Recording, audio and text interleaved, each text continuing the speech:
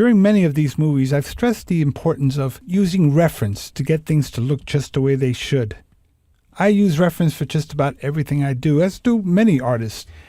Looking at these lights over here, coming in close and looking at the lights on the Toys R Us building, I didn't guess at what these are going to look like. My original shots had no detail, but I did do additional studies just so I could see what in fact these lights look like. If we go over here and look in the bridge, we see that in the folder for Toys R Us, I have a folder called Reference. And in there, you'll see that there are many, many shots of different parts of the building, including the lights, as you can see right there.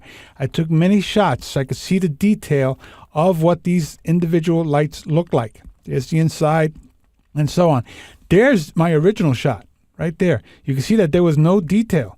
It was shot at night, very grainy, so I had no detail. But you can see that there I have other shots where I took similar angles from the exact same spot during the day with a telephoto so I can see the detail of the lights so I could then replicate them as close as possible once I started creating the painting. Now, I don't guess at things. Sometimes it requires making a little model for myself. Like for instance here, we'll look at this one painting of mine right here. I'll zoom in into a certain area just to see, like right here. We're going to look at this glass right there at the top there. And we see the reflection in the glass, the reflection of the tablecloth. Now, I didn't have the ability to go back there and have lunch again and place that glass in the exact same spot. No, I just made a little model for myself. I took the tablecloth art before I skewed it because this was created as a pattern, nice and flat. And I printed it out on my laser writer, nice and straight. And I did this. I printed it out, put it on a tabletop, taped a little tiny mirror to a Kleenex box, and I studied how the reflections were being refracted inside of that glass.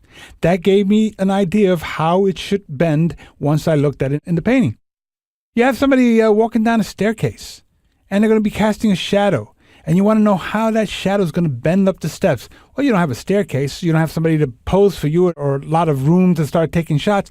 It's not required. It's not necessary to get to that extent. Here's a little study of a shadow going up a staircase. I took a piece of paper and I folded it into multiple steps, and I lit a little stylus so that I could see how the shadow traveled up the steps, and I could see that it got softer and dimmer as it got further away, and I could see how the steps were breaking up the shadow.